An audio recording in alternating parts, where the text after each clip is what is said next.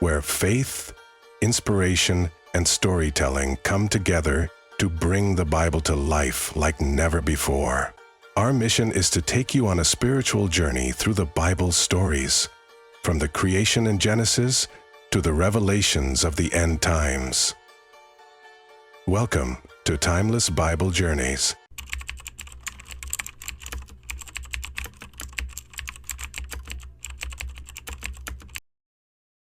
Welcome to Timeless Bible Journeys, your destination for exploring the mysteries, lessons, and profound truths found within the pages of the Bible. If you're new here, let me take a moment to extend a warm welcome. You've arrived at a place where faith meets discovery, where ancient wisdom is made relevant for today, and where we uncover the deeper meanings behind the stories that have shaped history and humanity. Today, we're diving into one of the Bible's most puzzling and intriguing moments, the story of the talking serpent in Genesis. Let me ask you something. Have you ever wondered why the serpent speaks? Why is it the serpent that tempts humanity in this pivotal story? And what can we learn from it? These are the questions we'll explore in this episode. But before we begin, I'd like to ask a favor. If you find this content thought-provoking or inspiring, take a moment to like this video. It really helps us reach more people. And if you enjoy our deep dives into biblical stories, don't forget to hit the subscribe button and turn on notifications. That way you'll never miss an opportunity to journey with us into the timeless truths of Scripture. And one more thing, your voice matters here. We believe that understanding the Bible is a collective journey, and we'd love to hear your thoughts.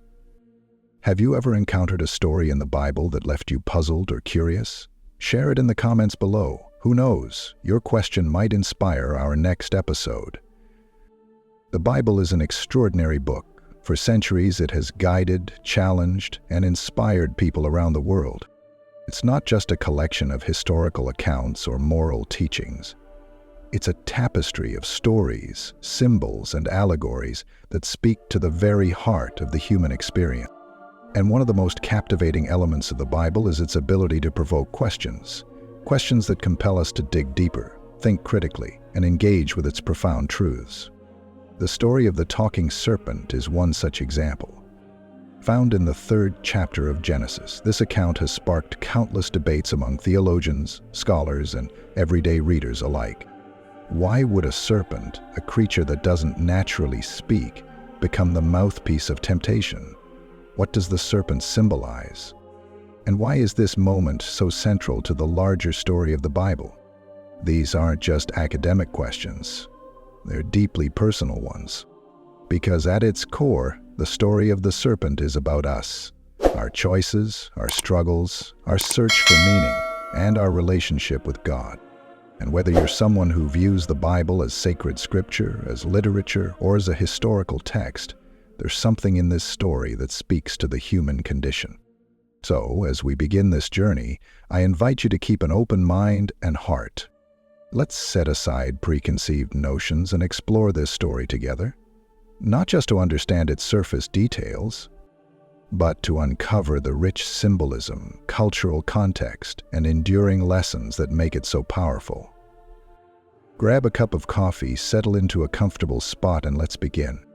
This is Timeless Bible Journeys, a place where we connect the past to the present and uncover truths that illuminate our lives today. Are you ready? Let's dive in. The symbolism of serpents in ancient cultures. To fully understand the significance of the talking serpent in Genesis, we must first step back and explore the symbolism of serpents in ancient cultures. And across the world, serpents held deep and complex meanings, often embodying dualities, light and darkness, life and death, wisdom and deception. These associations were far from random. They emerged from the natural behavior of serpents, their ability to move silently, shed their skin, and strike with precision, inspiring both fear and awe in human observers. Let's start with Egypt, one of the most symbolically rich civilizations of the ancient Near East. Here, serpents played a paradoxical role in mythology. On one hand, the serpent Apophis was a fearsome embodiment of chaos, constantly at war with the sun god Re. Every night, as Ra navigated the underworld, Apophis attempted to devour him and extinguish the light. This struggle represented the eternal battle between order and chaos, a theme deeply embedded in Egyptian belief systems. On the other hand, the cobra, known as the uraeus, symbolized protection and divine authority. The cobra adorned the crowns of pharaohs, signifying their role as protectors of Egypt and bearers of divine power. These contrasting images, a destructive force versus a protective one, highlight the serpent's duality in Egyptian thought. Now let's move to Mesopotamian mythology, where serpents were often linked to immortality and the mysteries of life and death. One of the most famous examples comes from the Epic of Gilgamesh. In this ancient tale, Gilgamesh embarks on a quest to find the plant of eternal life, a gift that could grant him immortality. But just as he secures the plant, a serpent steals it, consuming its life-giving properties and shedding its skin, an act symbolizing renewal and the cycle of life. Here, the serpent becomes a keeper of secrets, a creature that possesses what humans desire but cannot attain. This connection between serpents and immortality would echo through many other ancient cultures, shaping their symbolism and religious practices. In Canaanite traditions, serpents were more closely associated with fertility and healing. The Canaanite god Baal, a deity of storms and fertility, was often linked to serpents as symbols of life and regeneration. Similarly, the goddess Asherah, revered as a mother figure, was connected to serpentine imagery that represented her nurturing and life-giving qualities. In this context, serpents embodied the renewal of life and the natural cycles of birth, death, and rebirth. With this cultural backdrop in mind, we begin to see how the serpent's symbolism in the Bible takes on a unique and transformative meaning. Unlike the positive or neutral aspects associated with serpents in other traditions, the Bible reshapes the serpent into a figure of deceit, rebellion, and defiance against God. In Genesis 3, the serpent is described as more crafty than any of the wild animals the Lord God had made. It uses its cunning to distort God's words, planting seeds of doubt and leading humanity astray. This reimagining of the serpent reflects a broader theological purpose. In the ancient Near Eastern world, where serpents were often revered or even worshipped, the Bible's portrayal of the serpent as a tempter and deceiver subverts those cultural norms. It rejects the idea of serpents as symbols of wisdom or divine power, instead framing them as representatives of rebellion against divine order. The serpent in Genesis also embodies the subtle and insidious nature of sin. Its role is not overtly destructive, as with Apophis, nor does it provide renewal or healing, as in Canaanite traditions. Instead, it tempts by twisting the truth and appealing to human desires. Its speech to Eve, "Did God really say, ungiatu tete?" introduces doubt and invites disobedience, leading to the fall of humanity. By reinterpreting the serpent in this way, the Bible transforms a familiar cultural symbol into a theological statement. The serpent becomes a vessel for teaching profound truths about human nature, the consequences of rebellion, and the tension between God's order and the chaos of sin. Understanding the serpent's ancient cultural roots enriches our reading of Genesis. It reveals how the biblical authors engaged with the symbols of their time, not simply borrowing them, but reshaping them to convey a uniquely monotheistic perspective. The talking serpent is not just a creature of myth or a literary device. It's a symbol of the human struggle with temptation, a reminder of the consequences of disobedience, and a call to remain vigilant against the deceptive forces that seek to undermine God's divine plan.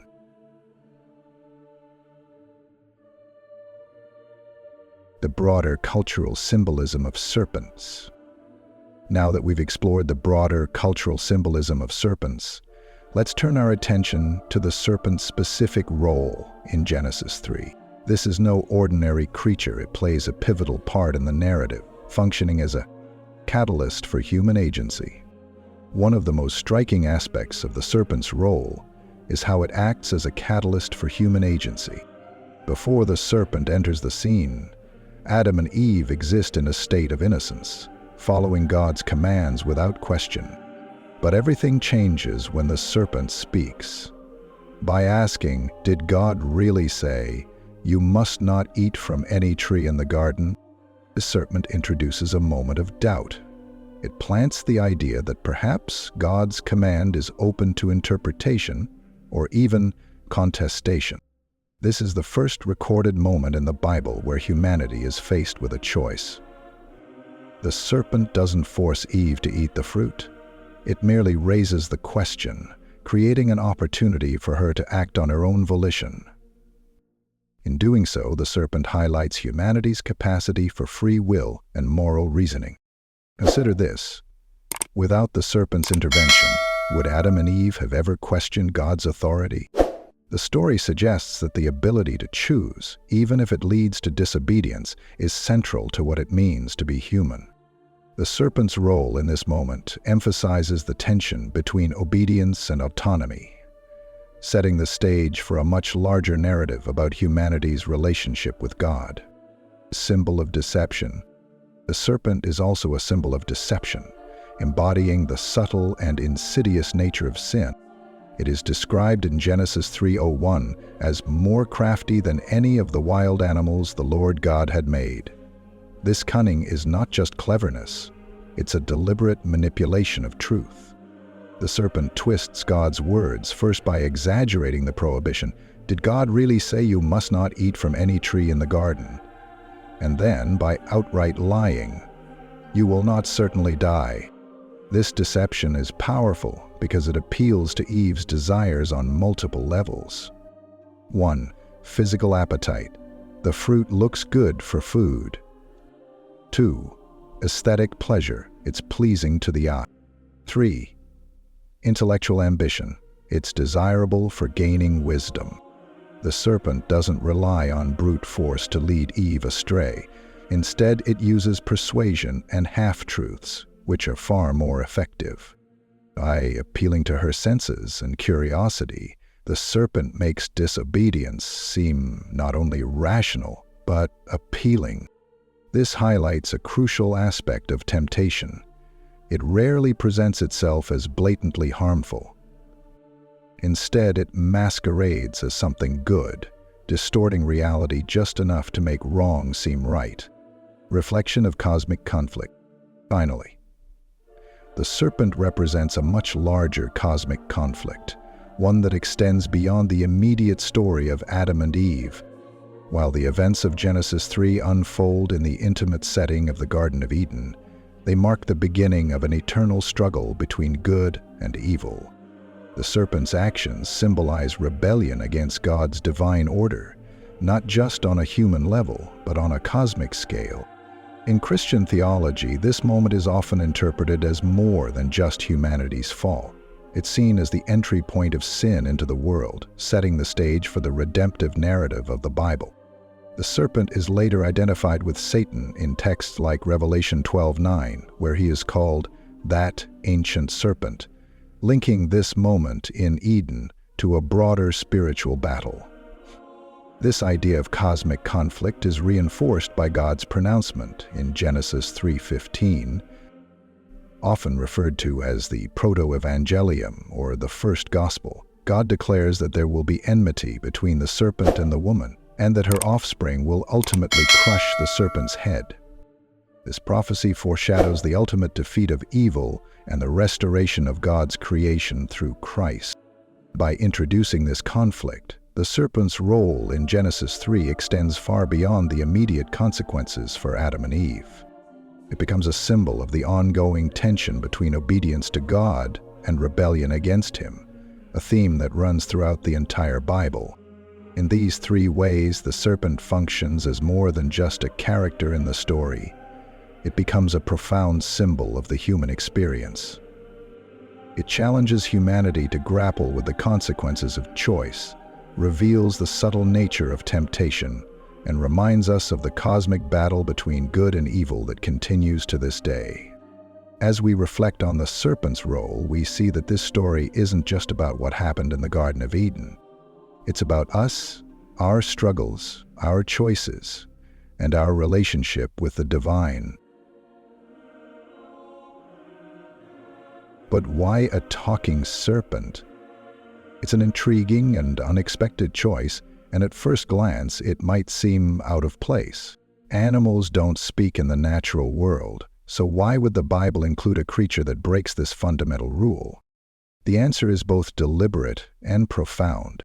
The talking serpent isn't a random or whimsical detail. It's a purposeful element of the story, designed to engage, symbolize, and resonate deeply with its audience. Let's explore this idea further. 1. A narrative device for engagement. First and foremost, the talking serpent serves as a narrative device to capture attention. In ancient times, stories were often passed down orally, told and retold across generations. For an oral tradition to thrive, it needed elements that were memorable, vivid, and capable of leaving a lasting impression. A talking animal fits that description perfectly. It's a surprising, almost magical detail that makes the story stand out. Imagine yourself hearing this story for the first time, sitting around a fire or in a gathering place. The moment someone mentions a serpent speaking, it immediately commands attention. It's unexpected and intriguing, drawing the listener in and ensuring that this part of the story isn't easily forgotten. Moreover, the serpent's speech adds a layer of drama and tension to the narrative. Without it, the story might lack the personal and relational aspect that makes the temptation scene so compelling. The conversation between Eve and the serpent brings the struggle to life, allowing the audience to feel the weight of her decision and the serpent's manipulation. In this way, the talking serpent not only engages listeners, but also heightens the emotional impact of the story. 2. A symbolic representation. Beyond its narrative function, the talking serpent serves as a powerful symbol.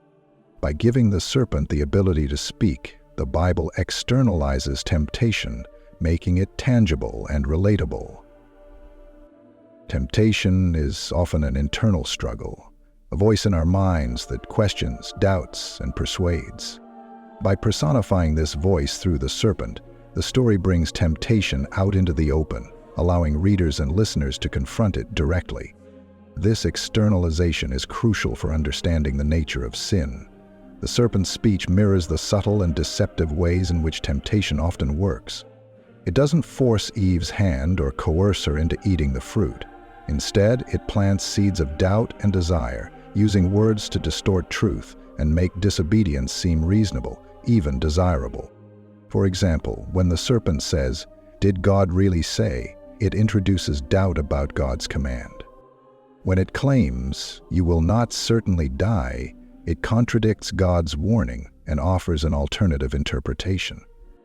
By giving the serpent speech, the Bible allows readers to see temptation for what it is, a distortion of reality that appeals to our weaknesses and desires. This personification also makes the story relatable across cultures and generations. Everyone has experienced the pull of temptation, the internal dialogue that rationalizes questionable choices. By turning this internal struggle into an external conversation, the Bible creates a story that resonates on a deeply human level. 3. A connection to wisdom. In ancient cultures, serpents were often associated with wisdom and cunning. Their ability to move silently, shed their skin, and strike with precision made them symbols of mystery and intelligence. By giving the serpent speech, the Bible taps into this cultural symbolism, emphasizing its role as a creature of persuasion and intellectual allure. The serpent's dialogue with Eve is not a simple or direct temptation. It's carefully crafted, appealing to her curiosity, her desire for knowledge, and her pride.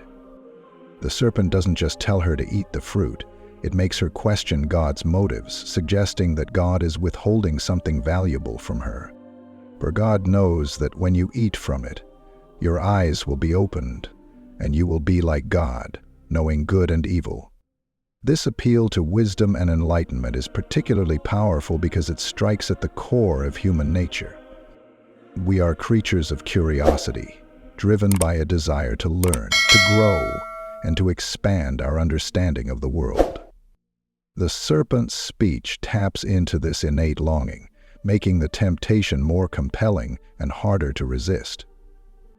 By associating the serpent with wisdom, the Bible also highlights the dangers of knowledge when it is sought apart from God. Wisdom, in and of itself, is not inherently good or bad. It depends on how it is used and the motives behind its pursuit. The serpent's words remind us that even the pursuit of something as noble as wisdom can lead to destruction when it is driven by pride, selfishness, or rebellion. In these three ways, the talking serpent serves as far more than just a character in the story. It's a narrative device that grabs attention and makes the story unforgettable. It's a symbol that externalizes temptation, turning an abstract concept into a tangible force. And it's a reflection of the cultural association between serpents and wisdom, emphasizing the allure of knowledge and the dangers of seeking it apart from God. The serpent's speech isn't just a literary flourish. It's a deliberate and profound choice that enriches the story, deepens its meaning, and ensures its relevance for generations to come. It invites us to reflect on the nature of temptation, the choices we face, and the consequences of seeking wisdom without regard for divine guidance. And as we continue our exploration, we'll see how this single moment in the Garden of Eden reverberates throughout the entire biblical narrative, shaping our understanding of sin, redemption, and the human condition. The serpent has taken on even broader theological significance. Over time, the serpent in Genesis 3 has taken on even broader theological and interpretive significance. Its role in the story of humanity's fall has inspired rich discussions and diverse perspectives, each offering a unique lens through which to view this enigmatic figure. Whether through Jewish thought, Christian theology, or modern interpretations, the serpent continues to be a symbol that speaks to the universal struggles of humanity. 1. In Jewish thought, the struggle with inner desires. In Jewish tradition, the serpent is often seen as a symbol of the Yetzer Hara, or the evil inclination. This concept refers to the inner struggle every person faces between their higher aspirations and their baser desires. The serpent's role in Genesis highlights this tension, as it appeals to Eve's curiosity, ambition, and physical desires, leading her to act against God's command. Rabbinic interpretations delve into this inner conflict, viewing the serpent not just as an external tempter, but as a mirror of humanity's own weaknesses. The story becomes a commentary on the human condition, our capacity for rationalization, our susceptibility to temptation, and our tendency to prioritize immediate gratification over long-term obedience to divine will. For instance, the serpent's cunning manipulation of God's words parallels the internal dialogue that often accompanies moral failure. Did God really say? Is a question we all face in moments of doubt and temptation. By externalizing this inner struggle, the serpent invites readers to reflect on their own battles with self-discipline, integrity, and faithfulness. In this view, the serpent's punishment, to crawl on its belly and eat dust, symbolizes the ultimate humiliation of unchecked desires. It serves as a reminder that succumbing to temptation may bring immediate satisfaction, but it ultimately leads to degradation and loss. 2. In Christian theology, the serpent as Satan. Christian theology often identifies the serpent with Satan, the adversary of God and humanity. This connection is explicitly made in Revelation 12:9, which describes Satan as that ancient serpent who leads the whole world astray. From this perspective, the serpent in Genesis 3 is not merely a symbol of temptation, but a manifestation of a larger cosmic conflict between good and evil. This interpretation frames the story of the fall as the beginning of humanity's need for redemption. By introducing sin into the world, the serpent sets in motion a chain of events that culminates in the redemptive work of Jesus Christ. In Genesis 3:15, often referred to as the proto-evangelium or first gospel, God declares that the offspring of the woman will crush the serpent's head, while the serpent will strike his heel.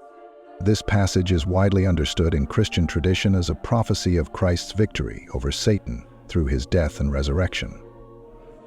Through this lens, the serpent represents not just the origin of sin, but also the ongoing struggle between humanity and the forces of evil.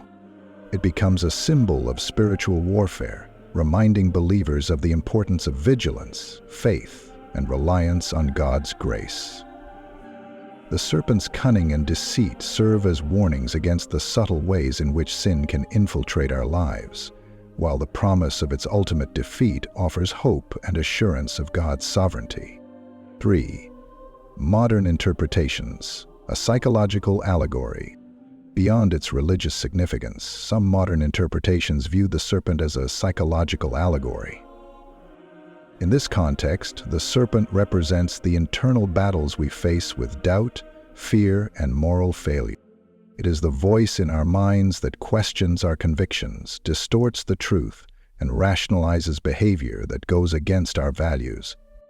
From a psychological perspective, the serpent's interaction with Eve can be seen as a dramatization of the decision-making process. Eve's encounter with the serpent mirrors the internal conflict we experience when faced with temptation. The serpent's persuasive tactics, questioning authority, appealing to desire, and promising rewards, reflect the cognitive and emotional struggles that precede moral choices. This interpretation also resonates with modern discussions of human autonomy and the complexity of free will. The serpent's role in the story highlights the delicate balance between external influences and personal responsibility. While the serpent initiates the temptation, the ultimate decision lies with Eve, underscoring the idea that we are accountable for our choices, even in the face of external pressure. Additionally, some see the serpent as a symbol of humanity's tendency toward self-deception. By presenting itself as a source of wisdom and enlightenment, the serpent embodies the ways in which we often justify harmful actions by convincing ourselves that they are beneficial or justified. This aligns personal desires over divine guidance. In these three perspectives, Jewish, Christian, and modern, the serpent emerges as a multifaceted symbol, rich with meaning and relevance.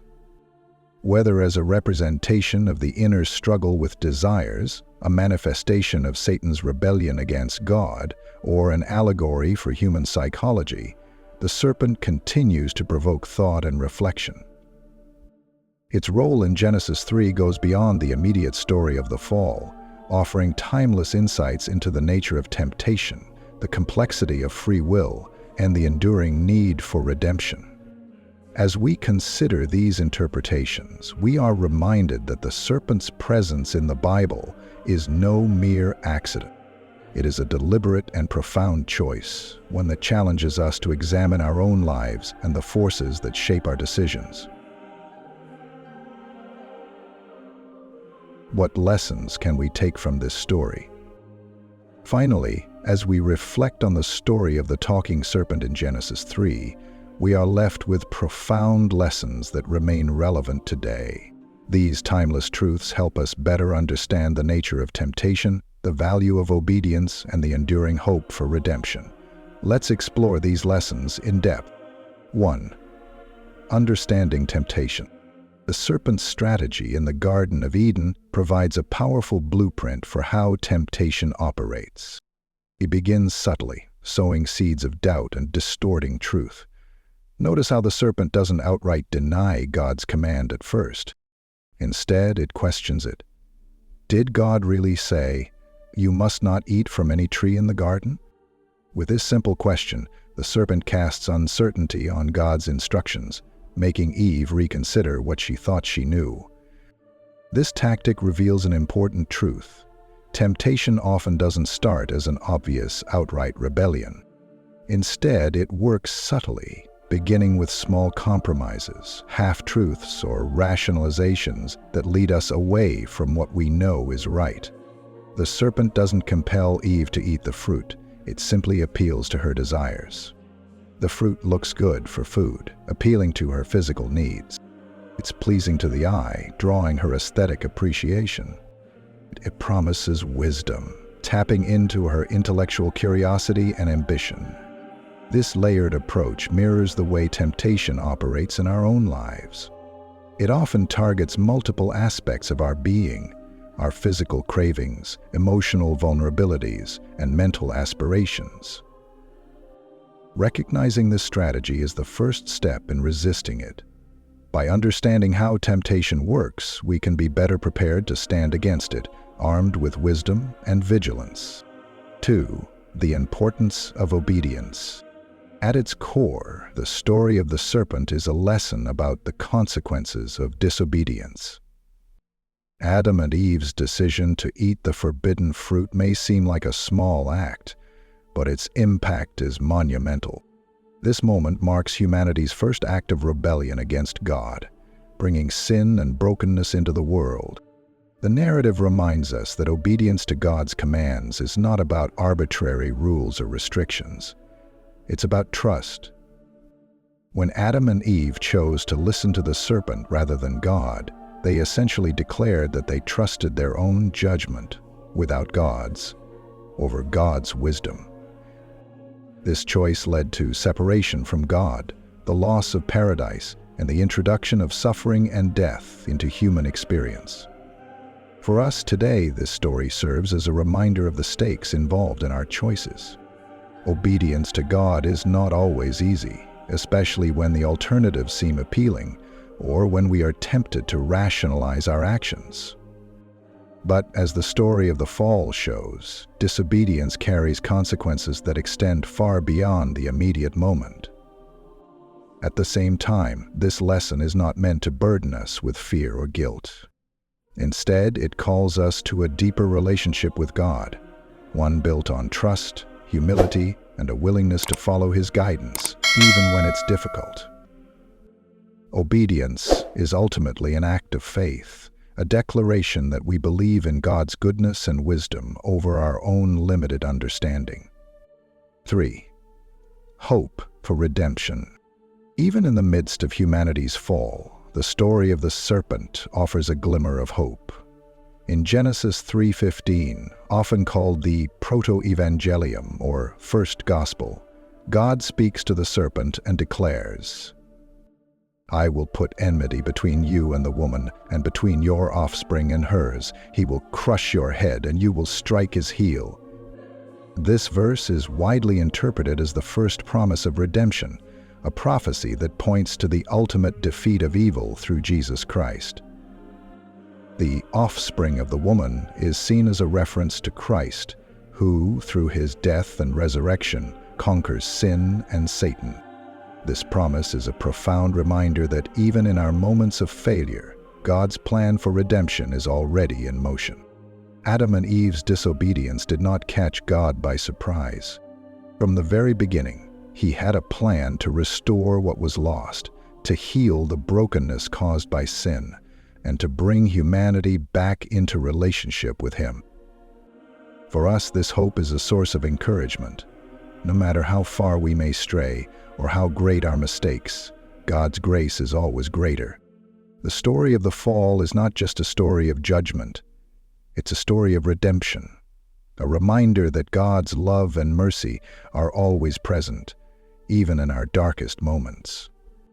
As we take these lessons to heart, the story of the serpent becomes more than just an ancient narrative. It becomes a mirror reflecting our own struggles and triumphs.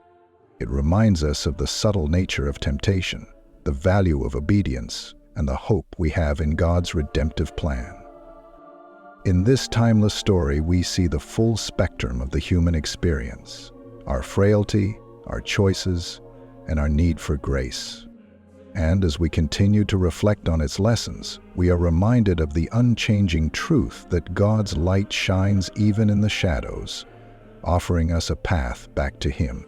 So, as we leave this story behind for now, let's carry its wisdom forward into our lives. Let's remain vigilant against temptation, steadfast in obedience, and hopeful in redemption, trusting in the God who turns even our failures into opportunities for grace and restoration.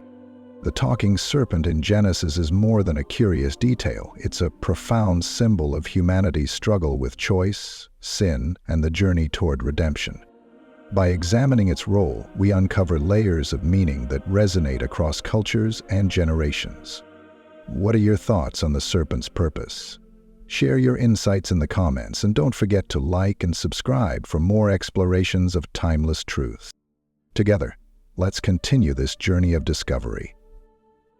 Thank you for watching Timeless Bible Journeys. Until next time, may you find wisdom and inspiration in the stories of the past.